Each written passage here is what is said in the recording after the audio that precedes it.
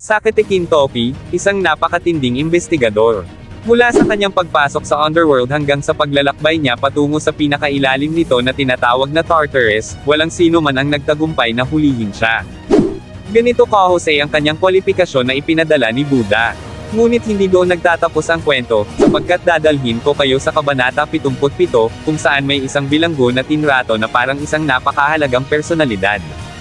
Ang tanong, sino nga ba siya? Ang mga ito ang tatalakayin ko ngayon, kaya kung handa ka na, Teren at simulan na natin. What's up mga Poops, Manga Moto nagbabalik. Ang naging misyon ni Kintoki sa Tartarus ay subukang kunin sana si Siegfried subalit hindi ito nangyari. Sa paglalahad ng kanyang karanasan, ipinakita ni Kintoki ang kanyang pagiging mapanuri at mapanlikha sa pagtupad ng kanyang tungkulin. Una sa lahat, ipinakita ni Kintoki ang kanyang kakayahan sa pagtuklas ng mga sikreto at panganib sa Tartarus, kahit na hindi siya nakapasok sa loob ng kulungan, na ipakita niya ang kanyang pagiging maingat sa pag-aaral sa mga bantay at kung paano angkop na magmanman sa lugar na iyon. Kahit napakahirap ng pinagawa ni Buddha kay Kintoki dahil sa underworld pa lang, nagkalat ang mga demon na kahit anumang oras ay pwede siyang atakihin kung sakaling makita o maramdaman siya ng mga ito. Dahil sa kanyang pagiging maingat at mapanuri, naging kritikal si Kintoki sa pag-unawa sa mga pangyayari sa paligid. Sa kanyang pagbigay ng mga impormasyon kay Buddha, inilahad niya ang kanyang pangunawa sa posibleng banta at panganib na maaaring maidulot ng mga naglalakasang bantay na makakalaban nila sa tarangkahan pa lang ng Tartarus. Bukod sa kanyang pagiging maingat at mapanuri, ipinakita rin ni Kintoki ang kanyang kahandaan kung sakaling may makahuli sa kanyang pagmamanman. Sa kabuuan, napakatinding investigador nitong si Sakete Kintoki, sa pagdaan pa lang nito sa underworld hanggang sa nakapunta na siya sa pinakailalim nito na tinatawag na Tartarus, wala man lang isa ang nakahuli sa kanya. Ganon kahusay ang ipinadala ni Buddha. Huwag nating kalimutan na isa rin ito sa lalaban sa Ragnarok at siguradong pahihirapan rin ni Kintoki ang makakalaban niya kaya ilista nyo na. Ipapaalala ko lang na nang ginawa niya ang ipinakiusap ni Buddha, wala siyang Valkyrie na kasama. Bagkus, siya lang mismo mag-isa ang nagmanman sa pinakailalim ng Tartarus. Hindi man lang natakot ang kaibigan nato ni Buddha sa imposibleng misyon na ipinagawa sa kanya, mga Poops, mukhang minumukbang lang rin ni Kintoki ang kamatayan. Alam ko na hindi pa kinukumpirma kung kalahating demon ba talaga si Sakete Kintoki, pero kung sakaling purong tao lang talaga siya at nakapunta siya sa Tartarus at nakabalik kay Buddha nang wala man lang natamong pinsala, iliste nyo na nakakatakot na kalaban ang isang to sa arena. Dahil napadpad tayo sa usapang arena, dadalhin ko kayo sa bonus chapter 89.5 na may pamagat na Beautiful Stars. Matapos ang laban ni Apollo at King Leonidas, muli nating makikita si Phaeton. Sa kanyang isipan, alam niyang malakas ang kanyang kaibigan na si Apollo, ngunit kapag iniisip niya ang pinakamasamang posibleng senaryo, hindi na niya kayang tumingin pa sa nagaganap na bakbakan. Habang kinakabahan siya sa magiging resulta ng laban, bigla siyang nagulat nang may marinig siyang yabag na papalapit. Napatanong siya sa kanyang sarili kung natapos na ba ang laban dahil may unti-unti siyang natatanaw na paparating. Ikinatuwa niya ito ng sobra dahil sa wakas, nakita niyang muli ang kanyang kaibigan, agad naman siyang tinanong ng Sun God kung ano ang kanyang ginagawa doon at kung napanood ba ni Phaeton ang kanyang dakilang laban. Patawa-tawa naman si Phaeton at sinabi na alam na niya na ang kanyang kaibigan ang mananalo kaya hindi niya na pinanood ang bakbakan.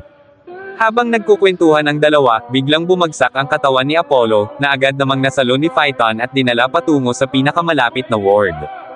Habang nagmamadali si Phaeton ay taas noo namang ipinagmamalaki ni Apollo sa kanyang kaibigan na ang kanyang peklat sa mukha ay galing sa pinakamahusay na hari ng Sparta, walang iba kundi si King Leonidas. At para sa kanya, ito ay patunay ng isang naglalagablab na kaluluwa na sumiklab sa pagnanasa ng labanan. Sa pagtatapos ng panel, makikita sa mukha ni Phaeton ang saya dahil hindi namatay ang god na kanyang kaibigan. Sa totoo lang, naiyak ako dito kasi si Apollo lang ang nag-iisang kaibigan na meron siya at kita naman ang kanyang pag-aalala, na halos nagkanda iyak-iyak na siya nang makita niyang muli ang kanyang kaibigan. Kaya kayo mga Poops, pahalagahan nyo ang taong tunay na nagmamalasakit sa inyo dahil sa kahit anong sama ng sitwasyon na meron ka sa ngayon, hindi nila kayo iiwan. Sorry na agad balik na tayo sa kwento. Ngayon naman ay kumapit kayo dahil pupunta tayo sa Kabanata 77 kung saan may nakakulong dito na masasabi kung naging parang VIP ang naging status niya sa Tartarus. Ang tanong nga lang, sino kaya ito? Bago natin tambukan ang usapin na iyan, tignan muna natin kung sino-sino nga ba ang mga ipinakita na nakakulong sa Tartarus. Unahin na natin ang isang ito, kapansin-pansin ang malaki nitong pangangatawan at ang kanyang pagiging agresibo sa dalawang bantay na dumaan. Sunod ay ang hindi mawaring itsura na parabang napakaraming kamay ang nagkalat sa kanyang katawan. Ang isa naman ay napakalaki rin ng pangangatawan at masasabing agresibo at mukhang lubhang mapanganib.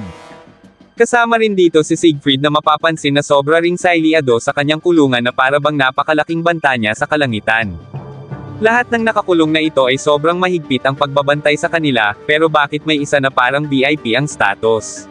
Ang tinutukoy ko ay walang iba kundi itong misteryosong nakakulong na binigyan pa ng sariling upuan upang makapagpahinga, samantalang ang ibang nakakulong ay sobrang siliado. Mapapaisip ka talaga kung bakit ganito ang trato sa nakakulong na ito, hindi ba? Kaya muli kong inisa-isa ang mga nakakulong at napansin ko na ang mga bilanggong ito ay parang galing pa sa digmaan sa Gigantomachie. Tingnan nyo ang isa dito na nahahawig dito, lalo na ang isa na hindi mo ari ang itsura pero mapapansin na maraming kamay at ulo na parang sa sinasakyan ng primordial goddess na si Gaia. Dito pa lang, medyo mapapaisip ka na sa mga bilanggong ito. Kaya ngayon, balikan natin ang mala VIP na nakakulong na may upuan pa. Kung titignan mo ng maigi ang kanyang ulo at ang ulo ni Gaia, ikilabutan ka dahil sa sakto ang sungay nito sa natatakpang sungay ni Gaia. Hindi lang yan, dahil ang height ng primordial goddess ay saktong-sakto rin sa bilanggong ito. Nagkataon lang nga kaya ang mga impormasyon na ito o may matinding foreshadowing na laman ang kabanata 77 na malapit na nating makita. Alam kong maraming nabuong tanong sa isipan mo ngayon, pero kung sakali mang si Gaia talaga ang nakakulong nato, maari kayang siya ang magiging susi ng mga Greek gods upang makayanan nilang labanan ang planong buhayin ni Odin na isang primordial god, walang iba kundi ang Genesis ng universe na si Arki. Sa totoo lang, ang nangyari sa Gigantomachie ay isang digmaang nakakakilabot na tumagal ng 10 taon, pinahirapan ng matindi ni Gaia at ng kanyang hukbo ang mga Greek gods sa laban. Paano pa kaya ngayong ang Genesis ng universe na si Arki ang magiging kalaban nila Zeus, lalong mahihirapan ang mga Greek gods dahil wala na ang mga pangmalakasang mga gods nila sa kasalukuyan, malalagay talaga sa alanganin ang lahat kung sakali mang resurrect na talaga ni Odin ang Genesis ng universe. Subalit wag tayong mag-alala dahil paniguradong tutulong ang mga Valkyries sa mga Greek gods at dito napapasok ang pinaka-inaantay kung mangyari dahil sa isang panibagong digmaan na magaganap. Ang mga pumanaw na pinakamahuhusay na mandirigma sa manga ni Lubo ay paniguradong nasa Valhalla na at nag-aantay lang ng utos mula kay Brunhilde. Hindi lang yan, dahil paniguradong kasama rin ang mga naglalakasang mga karakter sa manga ni Jack, at sa Shinsegumi Requiem. Sigurado na lalabas ang mga ito dahil unang-una ito ang sinumpaang tungkulin ng mga Valkyries, sunduin ang mga pinaka-mahuhusay na mandirigmang tao at dalhin sa Valhalla upang kung sakali mang magkaroon ng isang digmaan ay makakatulong sila ng mga gods sa laban. Kaya sa mga nakatutok sa mga manga na tinatalakay ko, ang swerte nyo po dahil may tsansa na lumabas sa malaking digmaang paparating sa Record of Ragnarok ang mga paborito nyong karakter sa manga ni Lubo, Jack at ng Shinsegumi Requiem. Masisilayan natin ang mga naglalakasang karakter nato pero sa pagkakataong ito ay sa isang panig na lang sila lahat lalaban at magsasama-sama. At dito na nagtapos, alam kong bitin ka sa kwentuhan natin, kaya sorry na agad. Kung mahilig ka sa Record of Ragnarok, like and follow our page para updated ka sa kwentuhan. Abangan ang susunod na kabanata. Salamat.